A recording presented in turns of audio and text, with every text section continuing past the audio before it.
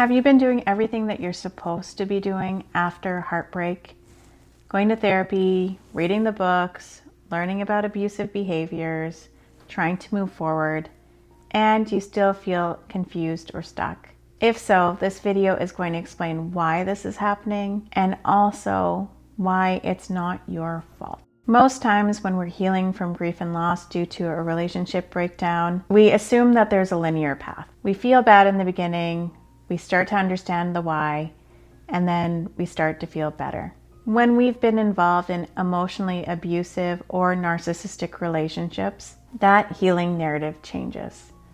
And full disclosure, healing never is a linear path, ever, but it can become more complicated when we've been conditioned in these types of relationships and we were doing our best to survive them. One of the biggest mistakes that people make that I've seen in my private practice after they leave an abusive relationship is assuming that that feeling of confusion means that they're not healing. But we have to remember that in these types of emotionally abusive relationships, the core damage is done to the nervous system. And the nervous system starts to live in fight, flight, fawn, or freeze. If you're interested in learning more about those different states, drop me a comment below and I'll make a video regarding them. Now, what that means is your nervous system needs time to recalibrate because it's learning how to shed being in one of those states. Because in that relationship,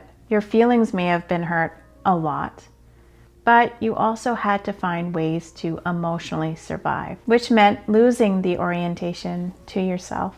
Your ability to trust your internal signals, your emotions, and the meaning you made out of your experiences have all been disrupted and messed with. So when the relationship ends, your system isn't calm enough to organize all of the input that you've received within that relationship. And you might notice things like understanding things logically, but having difficulty processing them emotionally. You may cycle between clarity and doubt. Or one day you might feel really strong, and the next day you might feel really lost. And that is contingent on where your nervous system is on that given day. Because your nervous system was trained in that relationship to stay hyper alert and to self-abandon your wants, your needs, your wishes.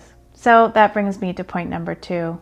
These types of relationships mess with your internal compass. In these relationships, you're taught to doubt your experience, override your instincts, explain yourself excessively, and prioritize their reactions over your own needs. Over time, your inner yes gets quieter and your inner no gets quieter. And you start to make decisions based on the other person's needs. You lose yourself in that relationship.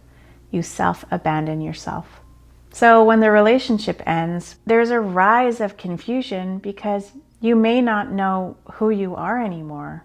You've lost that sense of identity. So you may be asking yourself things like, what do I want? What's right for me? Can I trust my own voice? Because you always had someone guiding that for you during the duration of that relationship. So before we can get some clarity around the breakup, we need to do something that's crucial.